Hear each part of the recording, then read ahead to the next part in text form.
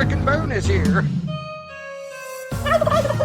Hello, survivors, and welcome to the main event, Mark's podcast, for another bonus show here for the month of November. I am former radio guy, lifelong wrestling fan, figure collector, and the host of this here podcast. I am Troy, and with me, he is back again. Jacob's back. Tell some friends. It is the Jim Powers to my Paul Roma. He is Jacob Grondy. What's up, Jacob? How's it going? I'm pretty slim, but I'm not shady, guys. You don't have to worry about it. I appreciate the introduction.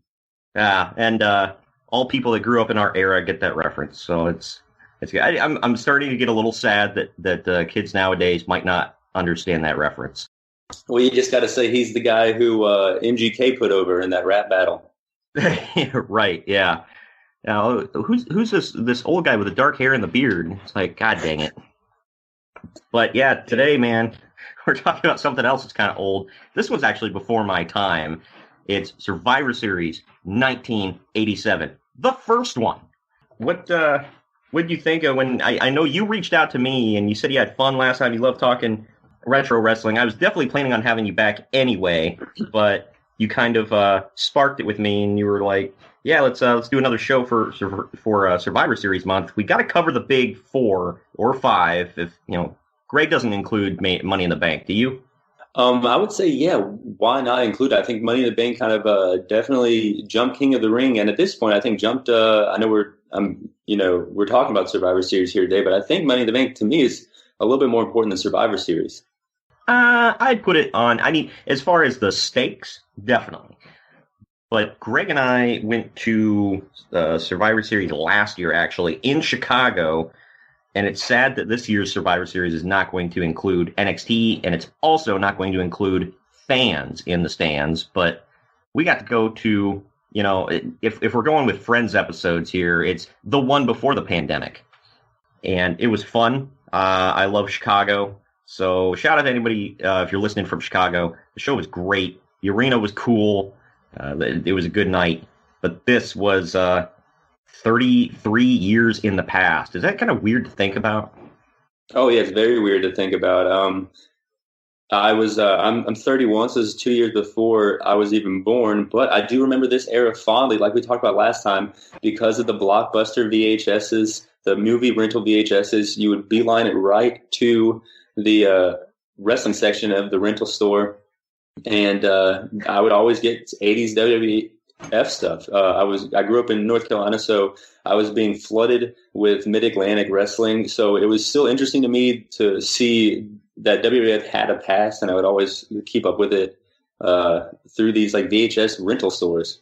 Yeah, that's how I became a bigger wrestling fan, because my dad started me off watching Monday Night Raw. He would occasionally switch over to Nitro. And I also became a wrestling fan off of video games, because growing up it was all about Super Nintendo, and then it became about PlayStation. But I remember when I first became a wrestling fan, my dad would rent, there was a game called WWF Royal Rumble for the Super Nintendo, and they made another game after that. It was almost the exact same thing, but a little different, slightly updated, called WWF Raw. And I would play the crap out of those games. And then I'd be like, well, where are some of these guys? My dad would switch on WCW, and he's like, they're there. Yeah, I think I definitely want to talk about this here with you. And you talk about you growing up in, kind of a WCW, NWA territory there. I think it'll be pertinent to our news and notes when we talk about that. Admittedly, I don't have a lot. It's mainly one story that I'm going to drag out a little bit, because it's really hard to find news from the year 1987. I found a lot of news starting on January of 88. But before that, it's kind of hard. But yeah, all in all, I think it's time to, you want to get into some of the news and notes of the time? Yeah, let's dive in. I'm pretty excited about this. All right, well, let's take our first break of the podcast then and dive into all that. Follow us on Twitter and Instagram at @mainevent_marks and Facebook at facebook.com/maineventmarkspod. Now, back to our program.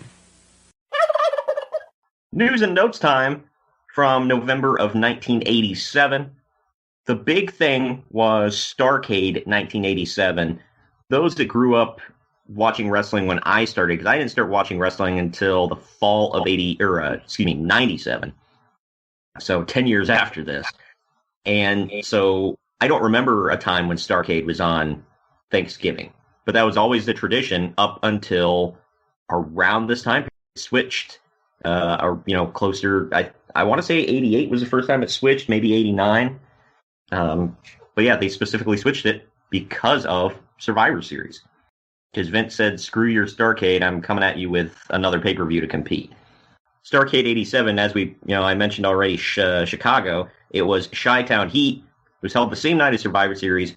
After Starrcade was outperformed by Survivor Series, Jim Crockett Promotions and the World Wrestling Federation continued to compete when JCP held the Bunkhouse Stampede pay-per-view event in January of 88. The WWF held the Royal Rumble event, a television special on the same night as the Bunkhouse Stampede, which was pay-per-view.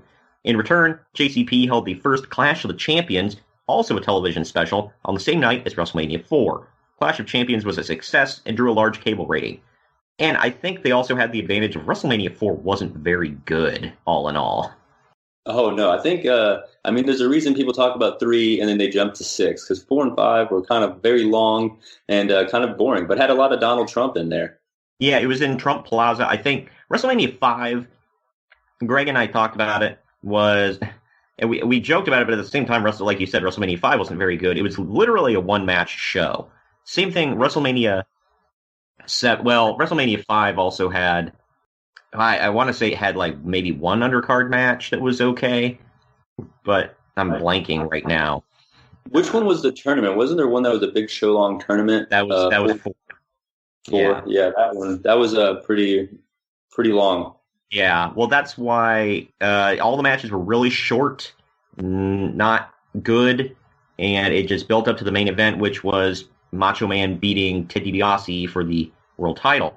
And there's a lot, we'll talk about some of it here, because they're like building up to it, and the whole build-up, even on the video cassette package, they're talking about Hulk Hogan and Andre the Giant meet again in the world title tournament. And it happened, but do you remember when they met? I don't know. Yeah, see, there you go. They clashed sort of at WrestleMania 4, and I want to say it was a double countout. So yeah, it was the whole buildup was Hogan Andre 2, and it just didn't really happen. Huh. So yeah, I looked into after this show, I was like, how many matches did Andre wrestle after this? And I was thinking I was going to be able to count it, but it was like over 100 for WWF, and he also went to New Japan and All Japan as well. So I was shocked by the amount of spots left to fill on Andre's bump card here, even after this point. It was I guess, but as we saw, he didn't really do a whole lot in these matches here. Right. Yeah. And because it was a double disqualification, by the way. I'm looking it up. The match only lasted 5 minutes, 23 seconds until a double disqualification. Ted DiBiase got a bye into the final round of the tournament to take on Randy Savage. And Randy Savage won his semifinals match against the one-man gang in 4 minutes via disqualification. So this show was not good. It took place at Trump Plaza. And Greg and I joked that it was WrestleMania 5 was like a mulligan for WWF. They were like, hey, Trump, we know the last one sucked. We'll give you 5. And then 5 wasn't very good. So, I don't know. All in all. But Starrcade 87, though, the main event was Hands of Stone Ron Garvin defending the NWA World title against the Nature Boy Ric Flair in a steel cage match. The Nature Boy ended Garvin's reign as champion that night. So, people don't usually look back at Ronnie Garvin's NWA title run fondly. There wasn't anything to be like, oh man, do you remember when? It was kind of, he won the title out of necessity, just get it off Flair for a little while, and then Flair won it right back at Starrcade. So, and when people ask Ron Garvin about it, he's like, he's one of them kind of guy, like the old timers that was like, wrestling wasn't his life. He was like, I made a lot of money. I like being the champion because my paychecks were bigger. And that was it, Yeah, that's hilarious. I don't know. Starrcade 87 was what it was. Furthering on with it here, Lex Luger also defended the NWA United States Heavyweight title against Dusty Rhodes in a steel cage match. Because we can't just let the main event be special in a steel cage. We also, Stardust there, Big Dust, he's also got to be in a cage. So, I don't know. And look, I love Dusty Rhodes. I'm not trying to speak ill of him or whatever. However, he did this kind of crap a lot. He took on Lex Luger, like I said. Johnny Weaver held the keys to the cage.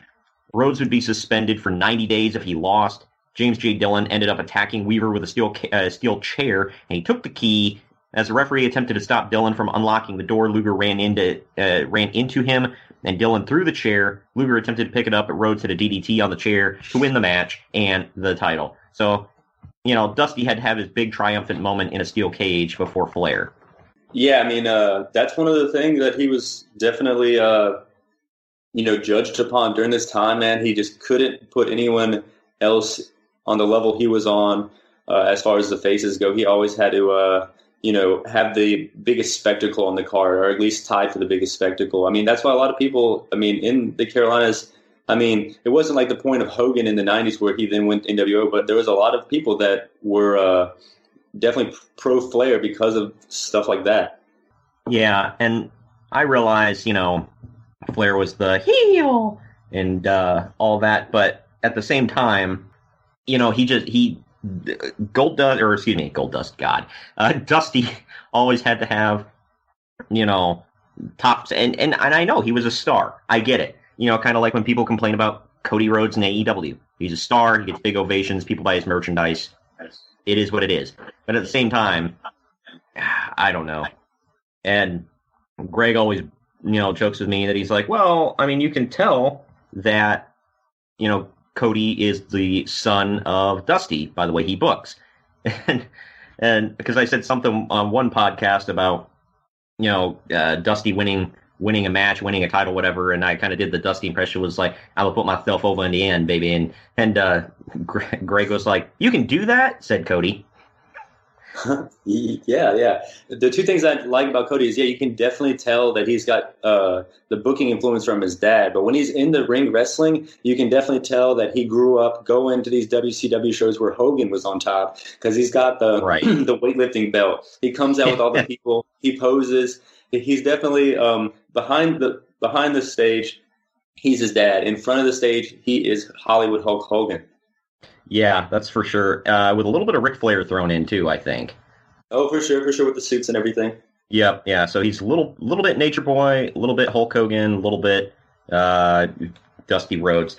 And I've always laughed about that, because I was like, he comes out, he rips his shirt off, he wears a weight belt in the ring, he has bleach blonde hair. He's Hulk Hogan. Yeah. He doesn't quite have that. His tan is okay. His tan is fine. He doesn't look overly tanned, so I appreciate that. But he doesn't quite have this Starrcade main eventing tan that that we need to see. Yeah, and he's in Florida. He has no excuse. Right? Yeah, you're chilling out in Jacksonville, dude. Catch some rays.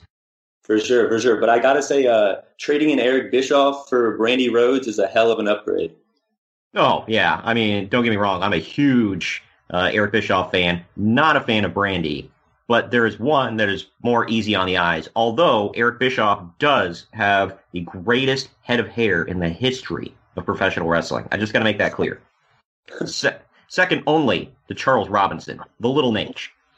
Oh, yeah, I would have to give the nod to Little Nate, man. Just for longevity purposes. He came into the game in '98. Seems like he's still not a strand misplaced, even when running down the ramp to WrestleMania. Charles Robinson. But furthering on to this card, just wrapping it up, the NWA television champion Nikita Koloff faced Bill Watts' UWF television champion Terry Taylor.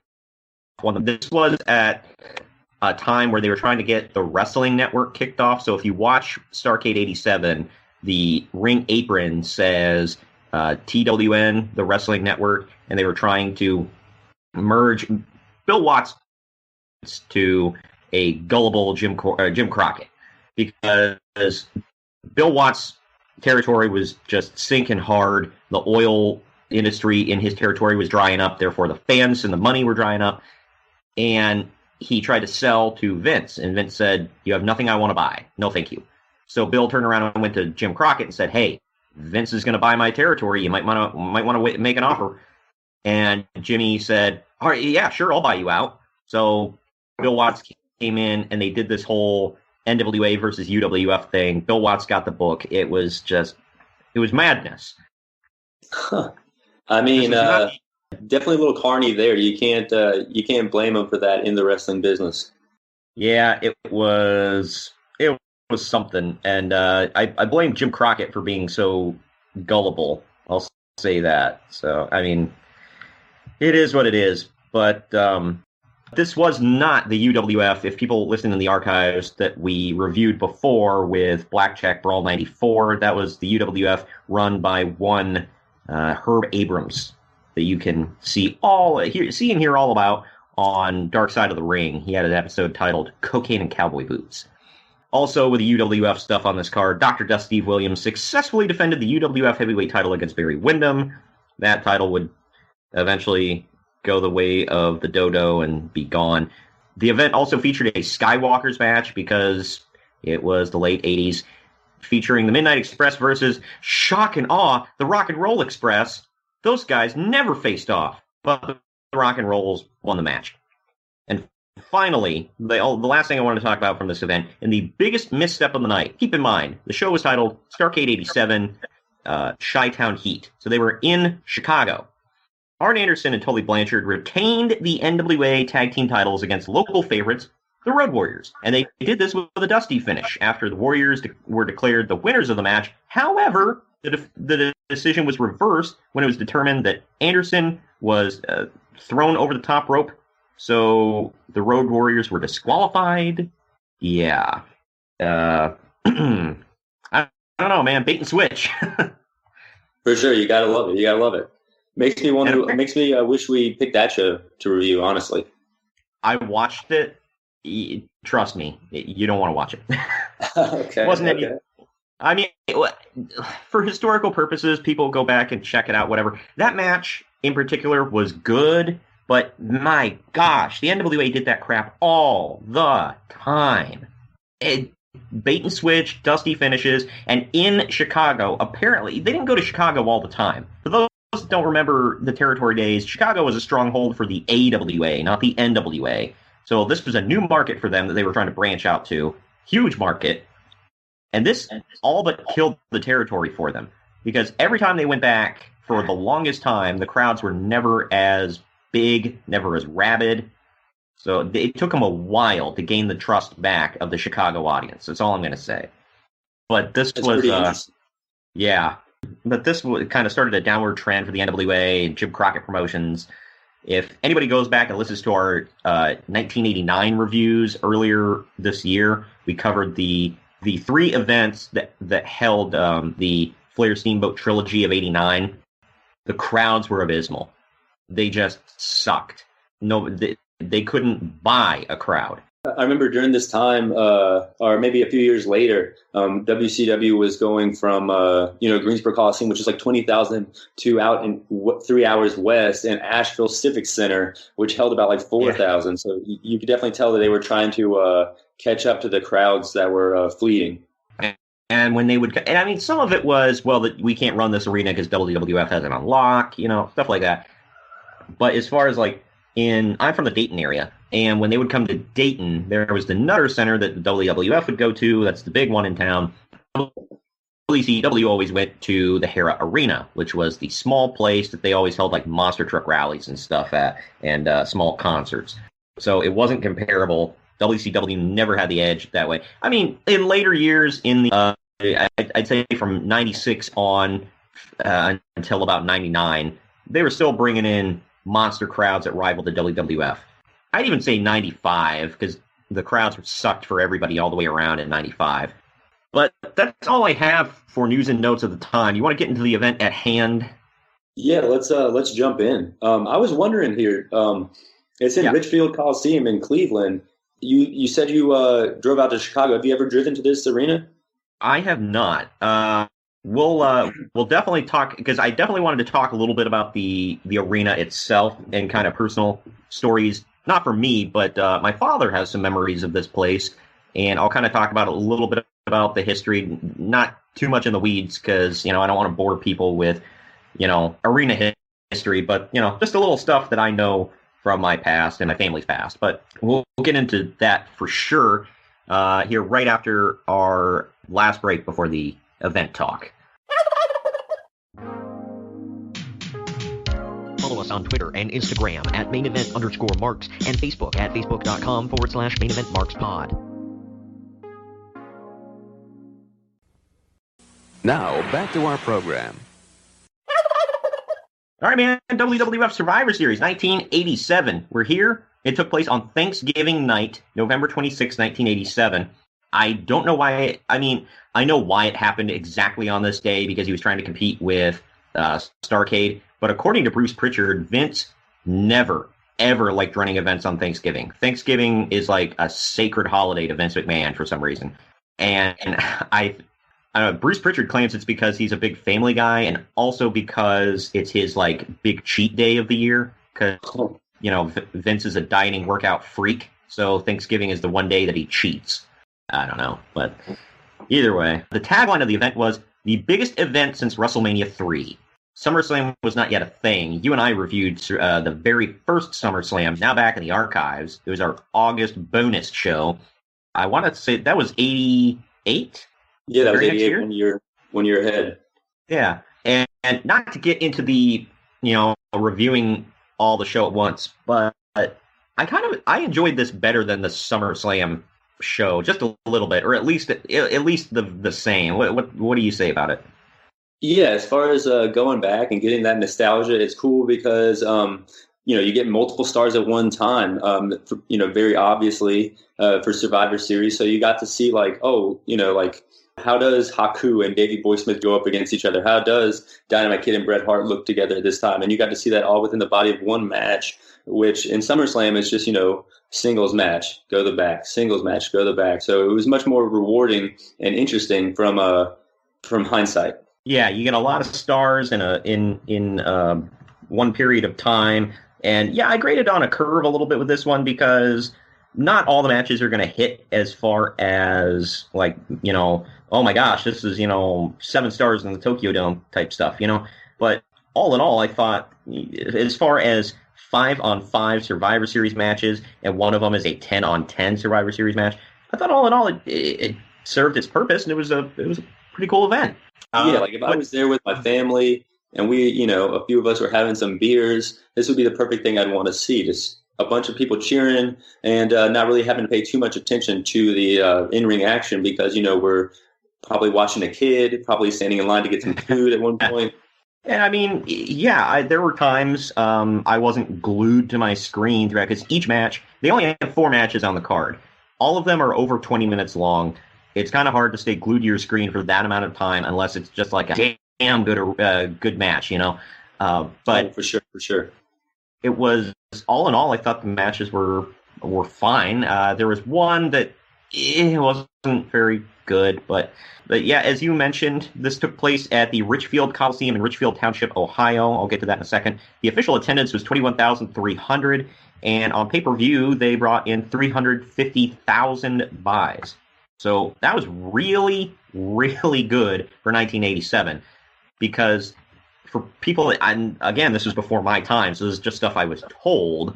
Back then, it wasn't just like, oh, let's change it to the pay-per-view channel, buy, and it'll be on my next bill. No, you had to drive to the cable place, order it, pick up a special box that you then had to drive back home, hook up to your TV, and then get the pay-per-view on, and then take that box back to the cable provider. Oh, yeah. It was a little different. I definitely have memories of doing that with my mom before and after we would get these pay-per-views. Because the thing is, if you wanted the pay-per-view, I think on Sunday, like the place you went they weren't open on Saturday and Sunday. You had to get it Friday afternoon for Sunday afternoon and then return it that next week. So it was literally like a 10-day ordeal to watch a 4-hour wrestling show. It was a big, drawn out thing, and some people it just wasn't feasible to do that. So that's some people just couldn't order pay-per-view even if they wanted to. It wasn't readily available like today. There was no such thing as streaming. So, you got to think about that. You had to really work for this in '87. As far as Richfield Coliseum went, it was the home. It was also called the Coliseum at Richfield, whichever. The seating capacity was 20,273. So basically, we had a sellout for Survivor Series. It's the former home of the Cleveland Cavaliers. Excuse me, the 2016 World Champion Cleveland Cavaliers. Sorry, I had to say that because of my co-host that's a Warriors fan. This was the arena before the house that LeBron built down there in downtown Cleveland and everything? Yeah, we do not speak of the LeBron name, but yes. Sorry, after he gave Cleveland the finger twice, I kind of ignore him. But I will watch Space Jam 2 because I'm a child. Either way, the arena it was the main arena for Northeast Ohio until 1994, and it was replaced by the Gund Arena in downtown Cleveland at that time.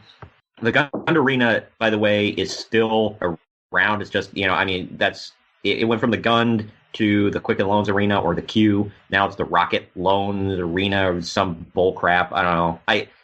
So the Rocket Mortgage Fieldhouse. I can't even remember because it's so stupid. But it says the site of the building, it's not there anymore. If anybody wants to see the Richfield Coliseum, it doesn't exist anymore. The site of the building was converted to a meadow and is now part of the Cuyahoga Valley National Park.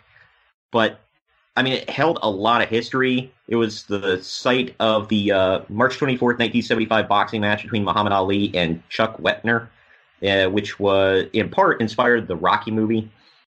And there was just, I don't know, Larry Bird said it was his favorite arena to play in. So it also took place, by the way, Richfield Coliseum didn't just house this Survivor Series. It housed Survivor Series 87, 88, and 92. Lots of history with this place. My dad talked about in the 80s. That's where he went to watch wrestling because he lived in the Cleveland area all of his life. So he would go there with his buddies, and he saw Andre and Bobby Heenan, Demolition, the Bulldogs, all that stuff. So this place held a lot of memories for not just basketball, but wrestling, boxing, whatever. It's a famous arena in the area. But unfortunately, like I said, it's not there anymore. Yeah, it's sad to hear, but it's really cool to hear all that stuff about it. Larry Bird, Muhammad Ali, Hulk Hogan, Andre the Giant, all competing there. And now it's just a torn down meadow. You always kind of felt like there was more people in the crowd during these 80s shows than when they did the Titantron thing, just because how it was shot. Like when you saw Gorilla Monsoon and Jesse Ventura, there was crowd. And then when they would do those big shots above everything, it just looked like a sea of people. These 80s crowds were hot as hell. It's like they were actually there, and they were just, one, excited to be there, and two, I know how cartoony 80s WWF was, but they were watching a sport, where nowadays it seems like, they'll show up, and it seems like they're sitting just to be kind of the background of their favorite TV show or watching theater. Yeah, I agree. Yeah, and they're waiting for their chance to chant, their favorite chants and be an a-hole on TV, or pay-per-view or whatever the hell. We start the show off by introducing Jesse the Body Ventura and Gorilla Monsoon at the commentary table. No shock, Jesse is wearing a pilgrim hat. Because why not? Yeah, I popped huge for the pilgrim hat. I thought it was a hilarious fashion choice, as always, by the Body. Yeah, it's funny that he... I've always loved Jesse Ventura. He's so effing ridiculous. And unfortunately, I don't know why, what happened here, but... that the main event was supposed to feature superstar Billy Graham was going to be on Hulk Hogan's team. Like I said, I don't know why he was replaced, but that would have been cool to see Jesse the Body Ventura, Hulk Hogan, and superstar Billy Graham all in the same arena at the same time. Yeah, that would have been a real clash of styles there. But this was pre feather boa for Hogan, so that would have been a lot of feather boas in one match. Yeah, right. Yeah, and the thing is, they've made no bones about, Jesse Ventura obviously is wholesale ripoff of Superstar.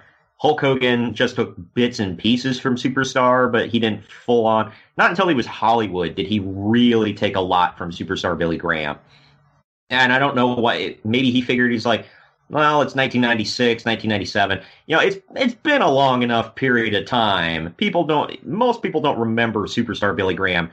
I'm just going to do his gimmick. Yeah. I mean, at that point, it's kind of like saying a band's ripping off Led Zeppelin. It's like, of course they're ripping off Led Zeppelin. Yeah, right. This that would have been cool to see, but I mean, Superstar himself said, because I've seen recent interviews where he was talking about it, he was like, it's flattering, cool. Jesse Ventura literally came up to him and was like, I want to do your gimmick. And there for a while, Ventura was going to be is supposed to be his son or his little brother or something in gimmick. And yeah, so I don't know. Oh, I'm looking it up now, by the way. Graham was replaced. He had to retire because of a hip injury suffered during a match against Butch Reed. Oh, so. That sucks. That's about, yeah. When I heard him on this show, I was like, wow, that's a little late for him. So, I mean, I guess it was just late enough. Yeah, it was. I mean, don't get me wrong. It would have been cool from a nostalgia point, but he would not have been good. So I'm fine with him being replaced by Don Morocco. But we start the show. We go backstage after the commentary and whatever. Sean Mooney's backstage with the heel team for the first match during doing an interview. This was a super young, chibi Sean Mooney. Yeah, totally.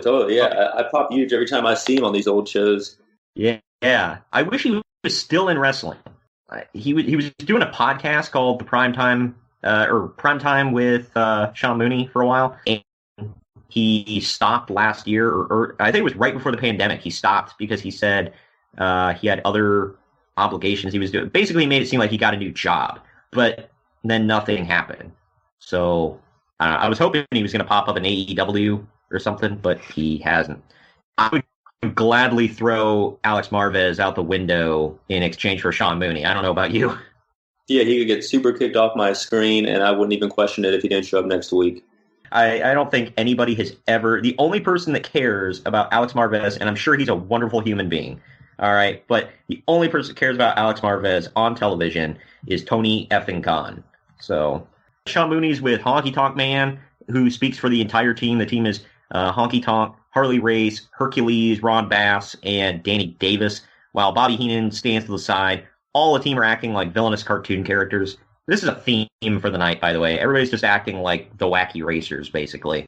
Yeah, but, I love these 80s promos like this. Like, everyone's just hyped up, sweaty, laughing. It's like, what did these people do in their free time to congregate here in front of this microphone? It's pretty ridiculous. And Danny Davis, it's always fun to see him because I know that he, the early 2000s OVW stuff that, had Randy Orton, John Cena, Brock Lesnar, was all filmed in the Danny Davis Arena. So every time I see him, I always think about how they named that small arena after him in OVW. And I kind of crack up. I kind of am a low-key Danny Davis mark because of that small arena. That's actually a different Danny Davis. Oh, okay. Two. Yeah, there's the Danny Davis wrestler. Well, they were both wrestlers, but there was Nightmare Danny Davis is the one they named the arena after. Dangerous Danny Davis was this one. So, yeah, I know, it's really confusing. Yeah, I mean, now that you said that, I don't even like this guy anymore. Yeah, this was Dangerous Danny Davis, who became... he was the wrestling referee, or the wrestling heel referee, whatever. And the Nightmare Danny Davis, he is the founder of Ohio Valley Wrestling. So yes, he was also a pro wrestler and referee in his day. So yeah, but he's a little bit older. Nightmare Danny Davis, he's 68, whereas Dangerous Danny Davis is 64. So yeah, but. I was hella confused about that as well, because I was like, wait a minute, there are two people named Danny Davis in wrestling? Like, why? For any collectors out there, by the way, I bought the Booker T that came in the series where you can build Danny Davis and have your own, build a referee. If anybody else has the other parts, because I don't really feel like buying the other toys in that line, hit me up on social media. I would be glad to buy the other parts off of you to create my Danny Davis. I think I have his legs and his arms. I need his head and his torso. So help a brother out. But either way, Mean Gene Okerlund is also backstage with a babyface team that's led by the Macho Man, Randy Savage. These guys are also acting like giant cartoon characters. Instead of one man doing all the talking for this team, though, everyone gets some mic time, but you can barely hear them because the audio is so crappy. And also, Honky Tonk Man's music is blaring in the background while they're talking. Did you understand a word these guys were saying?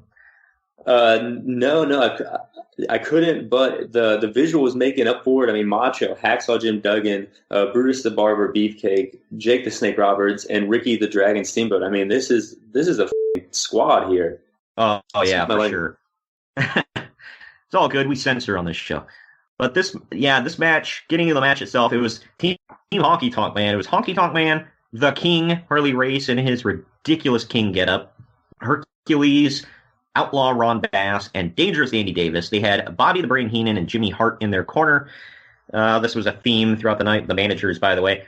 And they took on Team Macho Man. It was Macho Man Randy Savage with Miss Elizabeth, Ricky the Dragon Steamboat, Brutus, I'm going to call him by his Christian God-given name, by the way, Brutus the Effin' Barber Beefcake, or the Butcher, Brother Booty, whatever you want to call him, Jake the Snake Roberts, and Hacksaw. Match went for 24 minutes. Kind of running down the match here. Harley Race and Jim Duggan are eliminated at the same time via countout when they wouldn't quit brawling outside the ring. After a blind tag from Macho to Beefcake, Beaver pinned Ron Bass with a running high knee.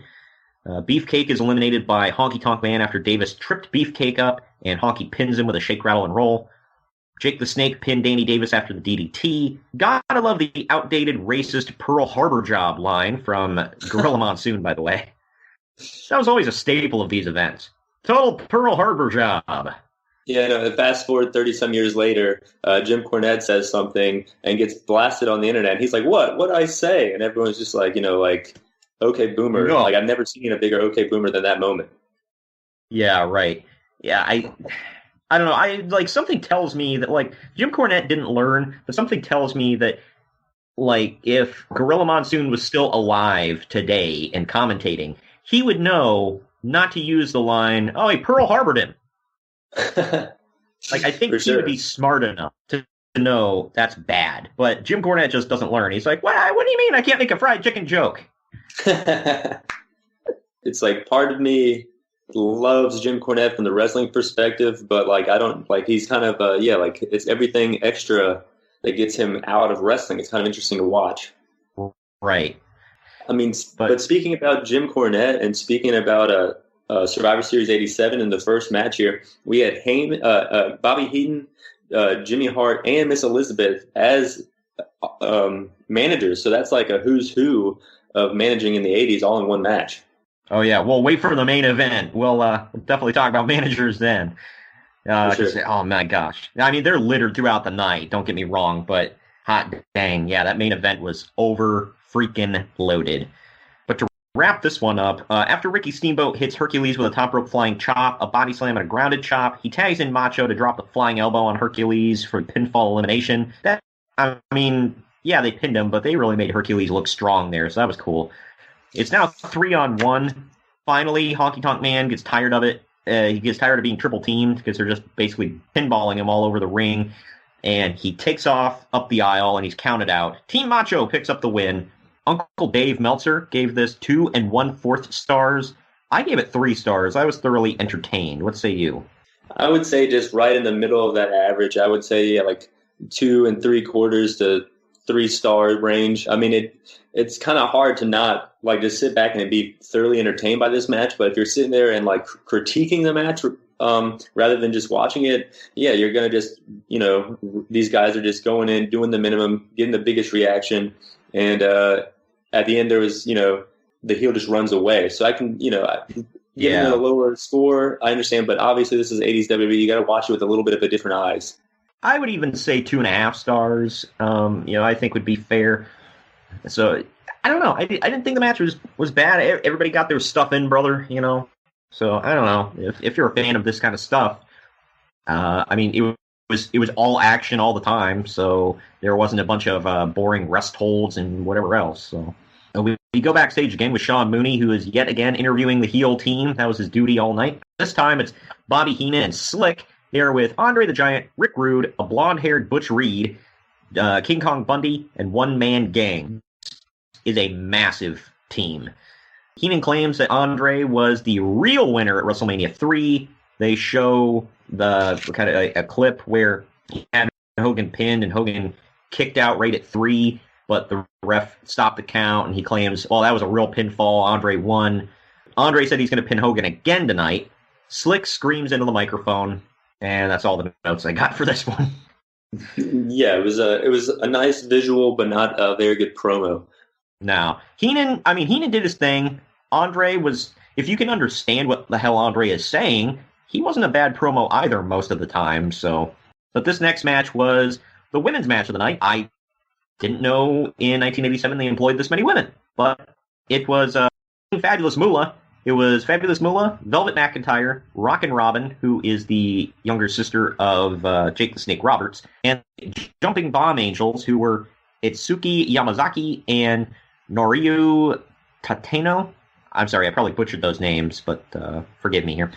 They're taking on the team of, it was Team Sherry. It was the Ladies Wrestling Champion, Sensational Sherry, Dawn Marie, not that Dawn Marie, Donna Cristinello, and the Glamour Girls, Judy Martin and Leilani Kai. They had Jimmy Hart in their corner.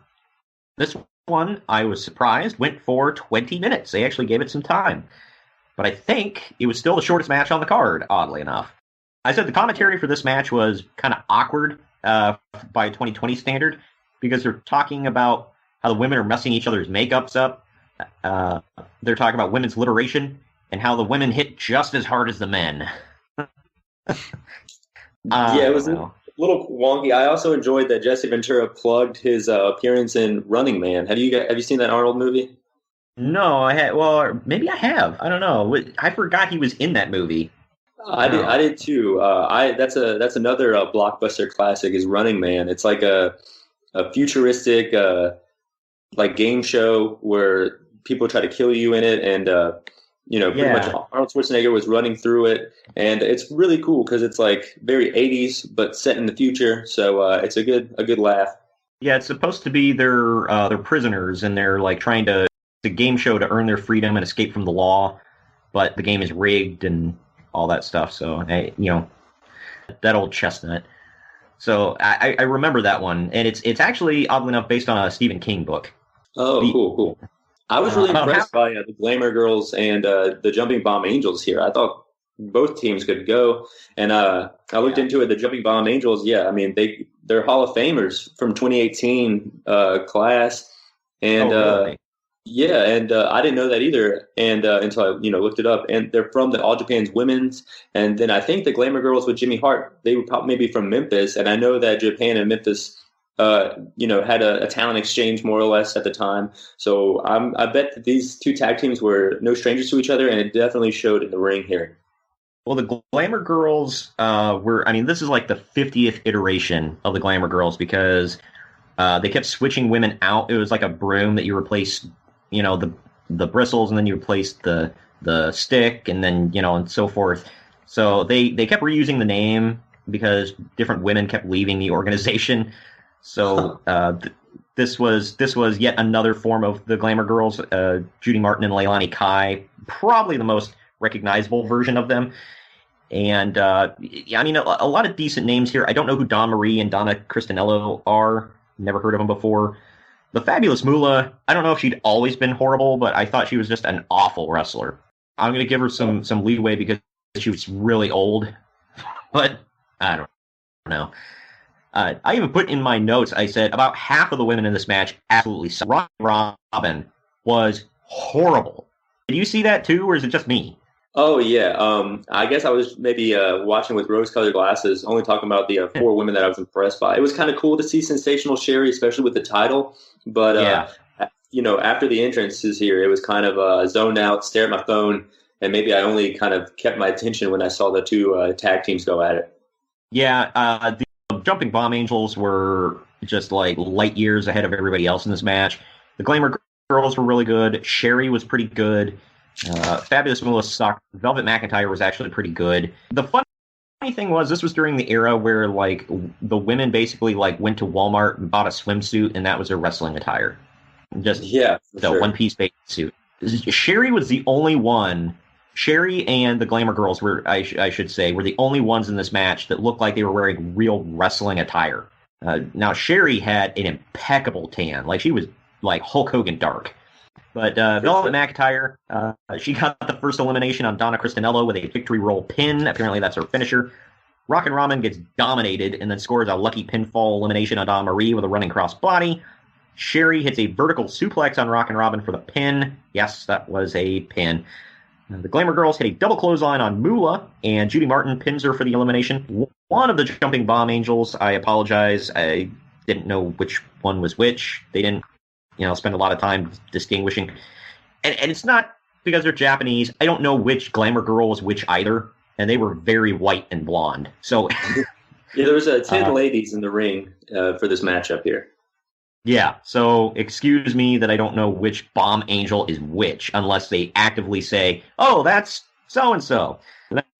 One of the Bomb Angels almost gets pinned, but bridges out of it. They ring the bell, but the referee waves it off. The crowd was pretty pissed off that they ring the bell.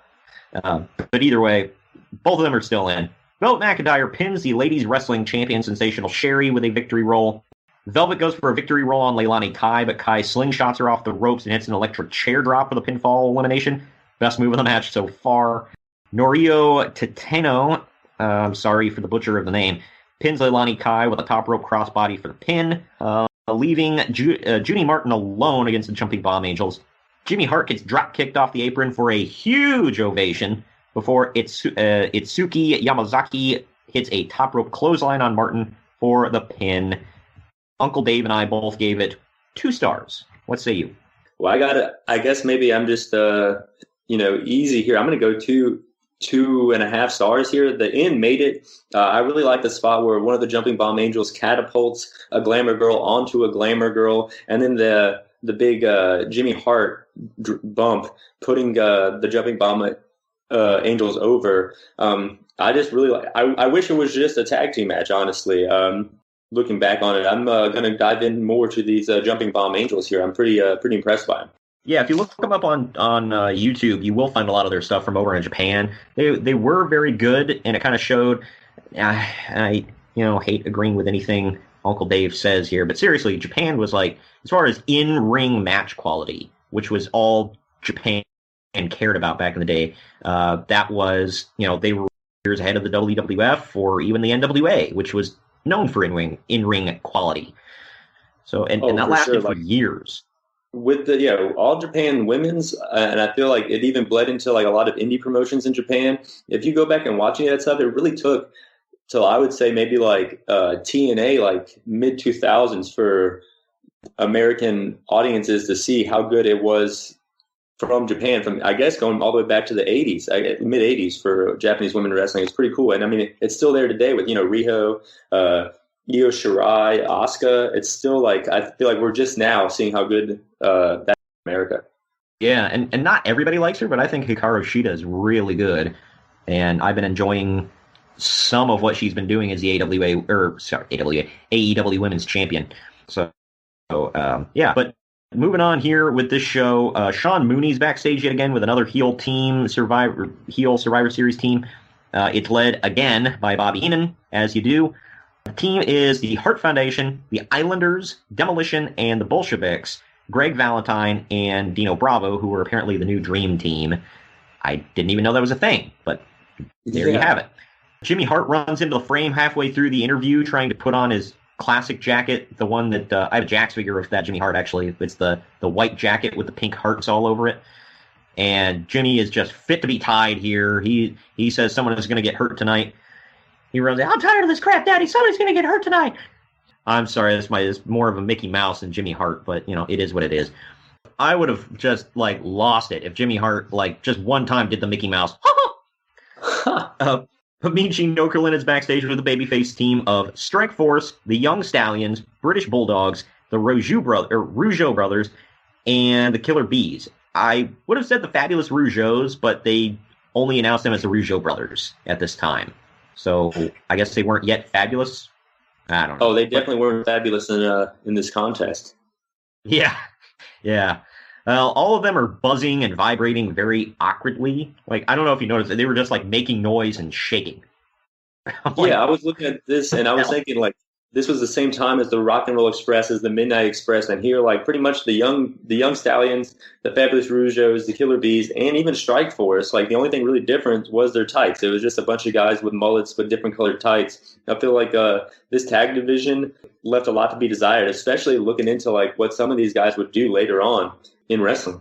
Yeah, for sure. And team was led by Demolition, but the Bolsheviks were out first because they had to do the Russian national anthem. So this match was the 10 on 10 Survivor Series tag team match. It went for 37 minutes, but it was just shy for a match that was just shy of 40 minutes.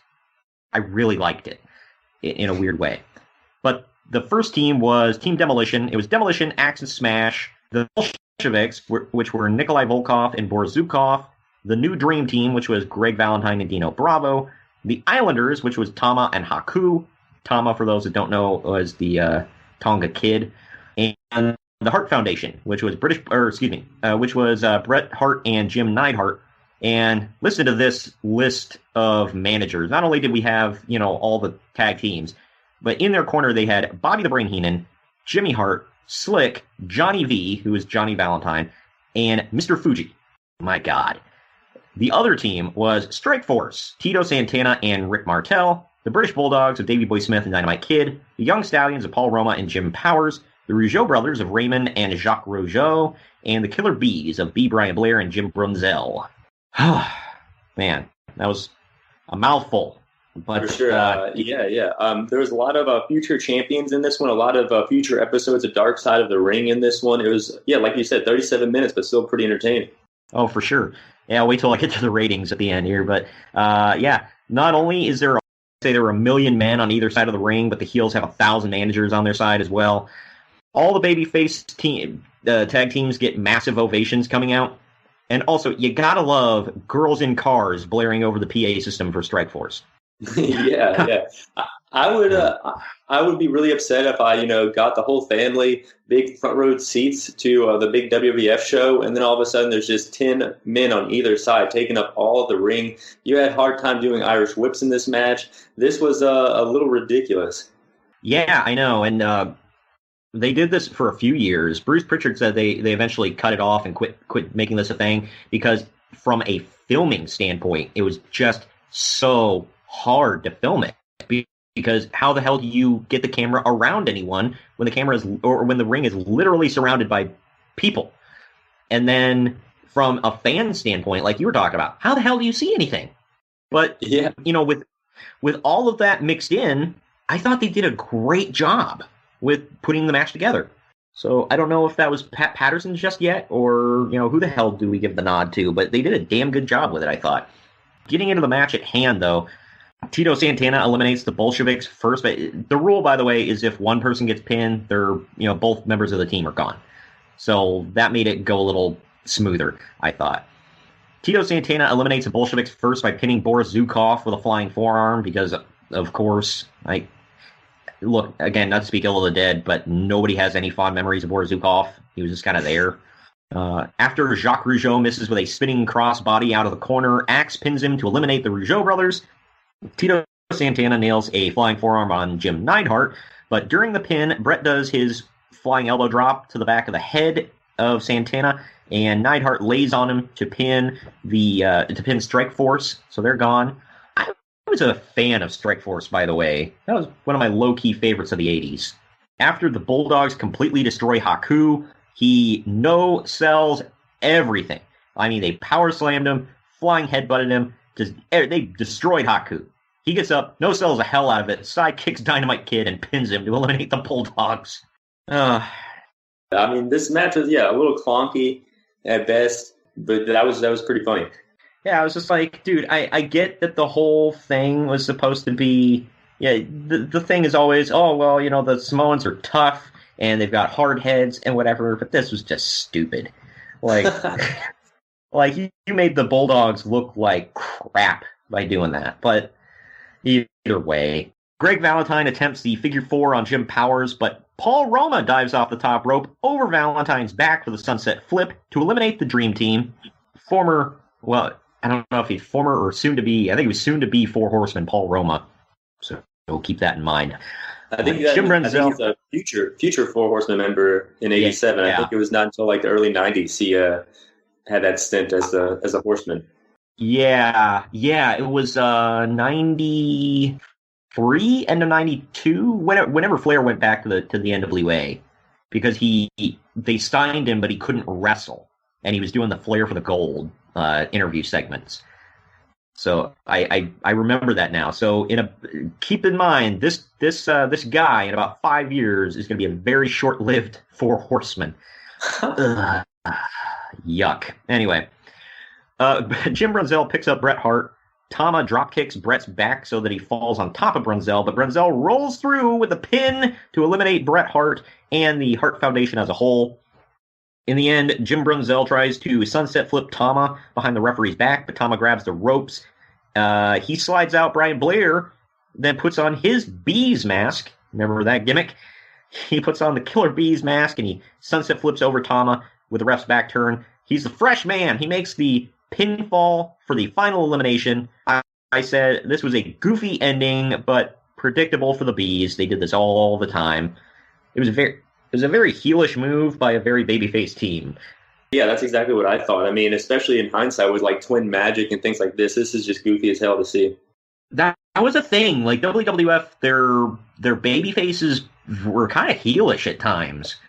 And we'll get into that with Hulk Hogan as well. It's just like Greg was saying, because Greg grew up a Hulkamaniac, watching him since the 80s, and he was like, yeah, I never realized it until later on, watching these events back, but Hogan was a heel.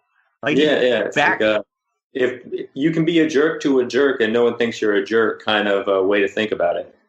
Yeah, because he didn't switch up his style much as a heel, because he was back raking, eye raking, just doing underhanded stuff, using weapons, and just like nobody cared. But yeah, it's weird, and he does something very, very heelish on this show that we'll get to in the main event coming up. But either way, Uncle Dave gave this 4 stars. Whoa! I gave it 3.5. Yeah, I gave it 3.5 because I honestly thought it was the best match of the night, and I gave extra points because, like we talked about, it was just a mass of humanity, and they made it work. What say you? That's true. I definitely say it was, it's pretty up there. So, quarter, so I'm going to give the highest rating out of any match, but a little lower than you guys. I felt like with the women's match, it peaked. The finish was the best part. And then with this one, it was really the middle that was good. I mean, we got to see Dynamite Kid versus Bret Hart, like I mentioned before, and then Haku versus Davey Boy. And I got to thinking, who has the better son wrestler, Tama Tonga or Davey Boy Smith Jr.? And that kind of interests me a little bit, just seeing these matchups in the middle here. Right. Yeah.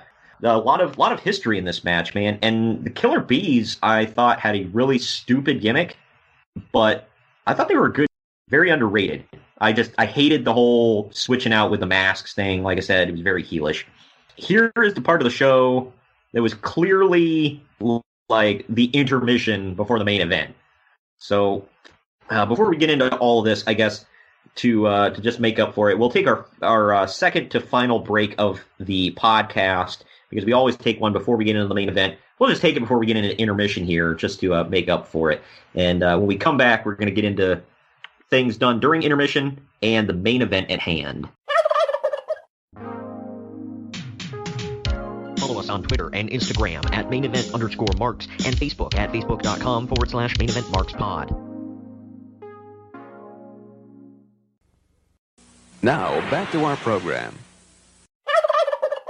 All right, intermission time, I guess. That's what I'm assuming, because people were up getting popcorn and whatever else, using the bathroom. Jesse Ventura and Gorilla Monsoon are wondering out loud how the $1 Million Man is spending his Thanksgiving. And then we go to footage of Teddy DiBiase in the back of a limousine counting his money, like you do. He was working hard he says working hard and being thankful are overrated, and life is just all about the money. He says he's only thankful for his money this year, and it cuts to footage of DiBiase telling kids he'll pay them for various challenges, which the kids never complete. So he doesn't ever pay anybody. We now go to DiBiase lounging in his study at home while Virgil stands next to him with his arms folded like he always does. We get more footage of Ted humiliating people for money.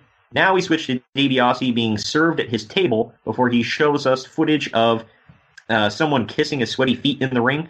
Did you know that's Rob Van Dam? I did not. That's I didn't even catch it when I watched it. That's pretty funny. Yeah, it's a very young, mulleted Rob Van Dam wearing a Teenage Mutant Ninja Turtles t-shirt. So there you go. Teenage RVD kissing DiBiase's sweaty feet for money in the middle of the ring. So we then get more footage of DiBiase buying people out before we see the footage of him like basically buying out an entire public pool for an afternoon. Yeah, and kicking everybody out. Yeah, it was ridiculous stuff. But then we see footage of him. Excuse me. It said a lot about like Undertaker's the best character of all time, but I got to say, not solid number 2, and definitely in the Mount Rushmore is $1 Million Man with this gimmick right here, especially in the '80s. And then even in hindsight, it just clicked so much. So many people try to do it since, and it really hasn't worked out as well as this $1 Million Man right here. Oh, absolutely, yeah. And I mean, Ted DiBiase was the best. I have a Jax figure of him that I'm very proud of. I've grown to appreciate Ted DiBiase in the later years. I mean, I even kind of liked him as a kid. I liked the theme. I liked the look. He was cool. But the final shot of this whole thing is he's driving like a really old like 2-seater like hot rod kind of car. People would have to see it. It's like looks like something straight out of The Great Gatsby. But he's driving that, and he's wearing a big fur coat. That was Vince McMahon's car, I believe, one of them. And Vince McMahon's fur coat that he was wearing. So I don't know if you knew that. Bruce Pritchard actually talked about that on his podcast. He said, "Yeah, that was Vince's stuff. Vince McMahon was like the $1 Million Man was basically based on Vince McMahon." No wonder he got pushed as much as he did. I always remember watching Drew McIntyre versus Robert Roode in NXT and thinking like, "Yep, this is Triple H's booking. He's got his Motorhead persona and his Evolution persona going up against each other." So it's kind of funny that they've been doing that since the '80s with $1 Million Man and Vince. You got to play into the boss's ego a little bit. Oh yeah. Well, and Bruce said he didn't even realize it until like later on when Vince literally was like because he hated smoking and some guy was back when you could. He was smoking on an airplane in first class right next to Vince, and Vince offered to buy the guy's seat, and he paid him to quit smoking. So because Vince hated smoking so bad, and he didn't want to smell it.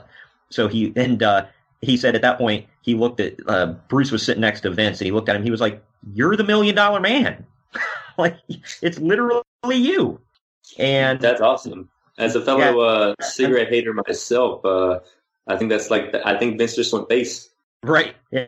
And he said, like it had been said multiple times that like if Vince became a professional wrestler, like his original dream back when he was watching, I can't remember which one of Dr. Jerry Graham, and idolizing him, he would have been the $1 Million Man. That was his dream. Getting into furthering on here, Gorilla Monsoon and Jesse Ventura drag out the next segment for about talking to each other, talking about the event that we just watched. So it was clearly intermission time, and they were buying time here. Sean Mooney calls out the Honky Tonk Man and Jimmy Hart for an interview on a platform in the center of the crowd. I never understood these, but I guess it's just to showcase the crowd and get some background noise. Honky puts over that he was the last man standing for his team and that he's taken on all comers except for the Macho Man. He says that Hulk Hogan was always jealous of him because he's a better wrestler and a better champion, and the Macho Man has had too many chances at the Intercontinental title, so he doesn't get any more. After the heel team enters for the main event, we go backstage with a babyface team being interviewed by Mean Gene Okerlund. The team consists of Hulk Hogan, Don Morocco, Paul Orndorff, Ken Patera, and Bam Bam Bigelow with Sir Oliver Humperdinck. I said, what the hell is on Hulk Hogan's head? What the hell was that? I think when you do a lot of cocaine, your hands get real fidgety and you got to look for something to do. So I think that started out as a T-shirt, and he just kept cutting and cutting until we got what we saw here on his head. My God. It was basically you could tell it was a T-shirt that he turned into a headband, but it was a headband with a really long tie in the back, and then he had tassels hanging from it. I was like, what the... but anyway, I did say I loved the look of this WWF title that Hogan is wearing. This was literally right before they switched to the what they called the Eagle title. I have a Mattel version of this belt, and I absolutely love it. And yeah, but the Big Eagle was the one, and I remember they switched right after this because they that was the one DiBiase paid Andre to win at Saturday night's main event. So it was not this title. So something had to change fairly quickly. I'm not sure the exact time that it switched. It might have been that event, but I could be wrong. Either way, Hogan compares his team to hungry animals that are going to burn the other team alive, and it's kind of weird. But I don't know if you noticed this. Everybody got some mic time, but Hogan literally stood in front of every one of them while they were talking, so you couldn't even see them. I did. That's hilarious observation there. I mean, no one was more over than Hogan in the 80s, and Hogan made sure. Oh, yeah. It was, I mean, even Jesse Ventura, who was no fan of Hogan's, when Hogan came out, he was like, I'm not even going to talk right now because you can't even hear me. So, that was the moment of the show right there. When Hogan came out with that ridiculous headband, with the American flag, that was why everyone bought a ticket, was to see Hulk Hogan not even wrestle, just come out. You could definitely tell at that moment. They were losing their fucking mind. Yeah, they fight for this, man. I mean, they were hot for the other stuff in the night, but this was it. But the heel team that came out first was Team Andre the Giant. They were led by Andre. They also consisted of Ravishing Rick Rude, King Kong Bundy, The Natural Butch Reed, and One Man Gang. In their corner, they had Bobby the Brain Heenan and Slick. The babyface team was Hulk Hogan, Ken Patera, The Rock Don Morocco, Mr. Wonderful Paul Orndorff, and Bam Bam Bigelow with Sir Oliver Humperdinck. This went for 22 minutes. Hogan had to ham it up by carrying a gigantic American flag to the ring. I love that. It was huge. It looked like he pulled it straight out of the ground, like King Arthur pulling the sword out of the stone or something. Rick Rude's tights are just traffic signs all over it. yeah. Ridiculous tights as always. Yeah, he just, this was a weird pair of tights of his. I was like, okay. Anyway, getting into the match itself, Hogan eliminates Reed first with a big leg drop. Next, Patera and One Man Gang go to clothesline each other, but Gang gets the better of the exchange and he lands on top of Patera for the pinfall elimination. King Kong Bundy nails in the back, allowing Rick Rude to roll up Orndorff with a schoolboy pin. Hogan actually nails a running, jumping knee on Rick Rude, which I assume was a shout-out to Brutus Beefcake, because Beefcake was doing the high knee during this era. Morocco hits a big power slam on Rude for the pinfall elimination next. Andre headbutts Morocco, and then One Man Gang hits the 747 splash to eliminate The Rock. Hogan ends up brawling with One Man Gang and King Kong Bundy outside of the ring, body slamming both of them outside, and then he gets counted out. This was Bam Bam Bigelow all alone against the One Man Gang, King Kong Bundy, and Andre the Giant. Bam Bam eliminates Bundy with a slingshot body splash. One Man Gang goes for the 747 splash off the top, but Bam Bam moves. Gang crashes to the mat, and Bam Bam pins him for the elimination. It's now 1-on-1. Finally, Andre the Giant pinned Bam Bam Bigelow with a single underhook suplex for the win. Uncle Dave actually rated this higher than me. He gave it 3 3/4 stars. I don't know, it shaved off a quarter of a star, but whatever. I gave it 3 stars. What say you? I'm going 3 as well. It's a little bit above the women's match for me with the star power, and a little bit above the tag match, just because the star power alone kind of gets to that rating. I thought it was a really well put together match. I thought in terms of in-ring stuff, I thought the tag match was well and above this. However, this was pretty good for the people that were in it. I didn't care about everybody that was in it. Don Morocco's fine. I really couldn't care less about Ken Patera. There was just, I don't know, Butch Reed I didn't really care about. It is what it is. This was One Man Gang right before he became Akeem the African Dream, which would never fly in 2020. No, not at all. I also enjoyed about this match. There was some good matchups here, just like the tag match. I mean, Orndorff versus Rude. I mean, I need to look in to see if they wrestled one-on-one ever. And then it was cool to see Bam Bam versus Bundy kind of go at it a little bit here, like big mans of different generations, kind of right there in that gap period. Yeah, for sure. Yeah, I really enjoyed those matchups. I enjoyed. I really liked the end of the match where it was Bam Bam against 3 the other team, and he overcame 2 of them. He was doing good against Andre, and then Andre caught him with that suplex, and he beats him. It's pretty interesting here because it was like the whole show kind of seemed like it set up a intercontinental program with Honky Tonk Man and Bam Bam, but we never really saw, like, I don't ever remember seeing that feud because it was like, how do both men handle 3-on-1, you know? But it kind of never came to fruition. I would have loved to have seen Bam Bam Bigelow as a top guy in the WWF, like getting title shots. I think him and Hogan could have drew money together, but it just never happened. And it was weird because Hogan liked taking on the monsters. So, I mean, the dude literally had tattoos on his head, and he was a great worker. So I don't get it. Bam Bam did headline a WrestleMania 11, which we don't talk about, but either way. Bundy main evented with Hogan one time, right?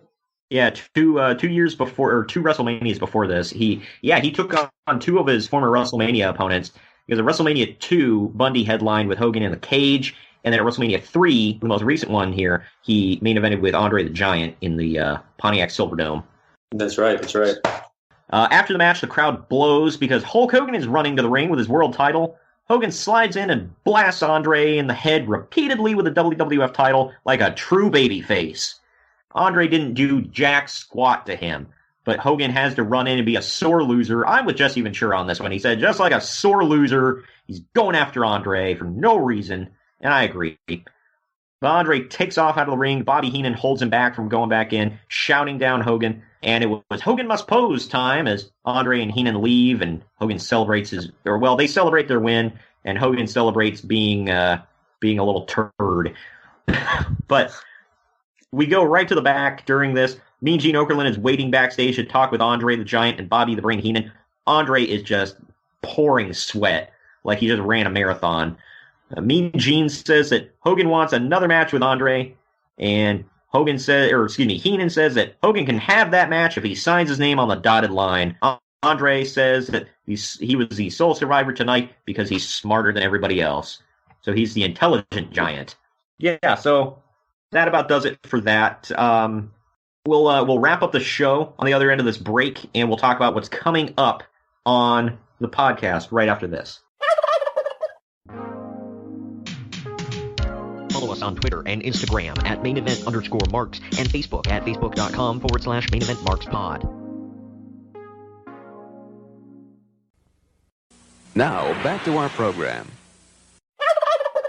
All right, we are back, and to wrap things up here, the final ratings of the show. IMDb gave this a 7.3 out of 10. CageMatch.net gave it a 7.39 out of 10.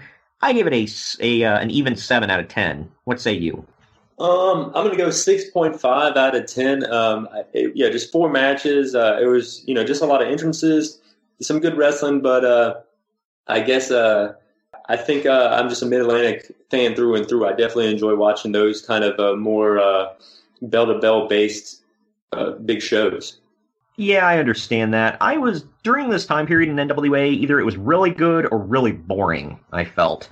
And WWF had a little bit of that as well. This, I don't know, Greg was telling me before we recorded this, he was like, that show absolutely sucked. And then when I got to the end of it, I said, I actually kind of liked it. I was entertained by most of it. And he was like, well, I'm looking forward to hearing this then. So, yeah, I enjoyed it. Like I said, 7 out of 10, which he always grades with actual grades. So I'd say C minus, somewhere in there. But yeah, I would definitely recommend it. Don't go into it thinking, man, this is going to be an awesome show with a lot of great wrestling. It's not that. But I definitely think it was worth everybody's time. You should definitely go and watch it. Definitely, if you're a fan of nostalgic wrestling, I mean, it definitely hits all those buttons. I mean, you see the Hogan pop, you see the $1 Million Man vignette, you get to see Ricky the Dragon Steamboat team up with Jake the Snake Roberts and Macho Man. So right out of that, you get what you expect out of it, but you only get what you expect out of it, I would say. Right. Yeah, it didn't overachieve, but yeah, I thought it was good. For what it needed to be, I thought it was good. Real quick, just to kind of plug what's coming up here, and then we'll kind of I definitely want to hear from you to wrap it up. If you guys go back this week on Wednesday, we dropped our regular show. We covered TNA Victory Road 2004. It was their very first monthly pay-per-view, not weekly pay-per-view. They were on FS1 with Impact at this time. So Victory Road 04 was their very first. It was headlined by Jeff Jarrett and Jeff Hardy in a ladder match for the NWA title. Definitely good memories. If anybody remembers the heyday of TNA, I'll say some definite good memories and some stuff to laugh at as well. So good variety there.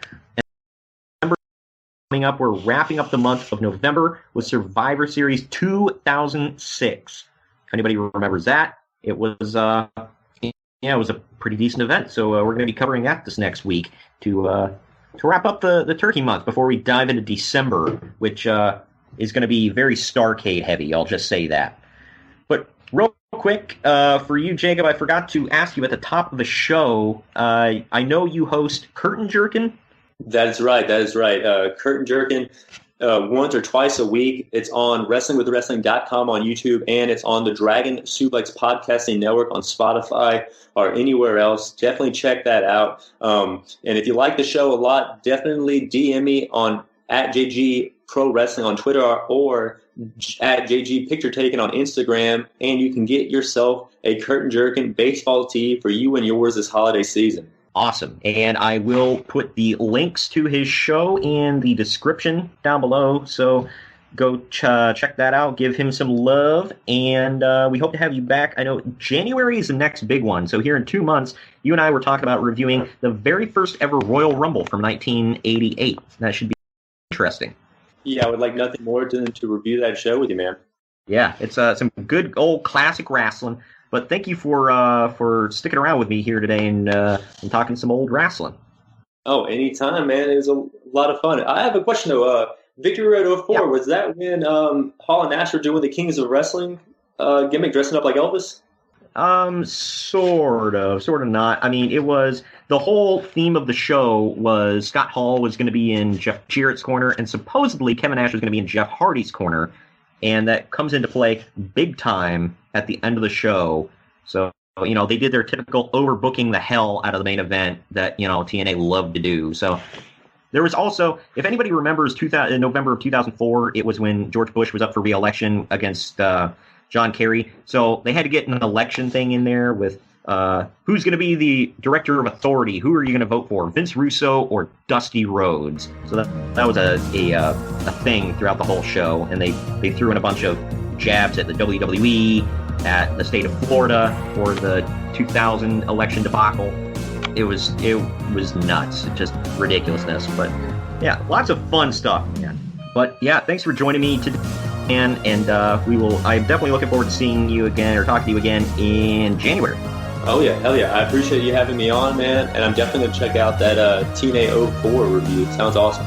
Well, thank you very much, and to all of our new listeners, thank you. We'll see you next week on Wednesday, and don't forget on Mondays, it's the Main Event Figure Federation.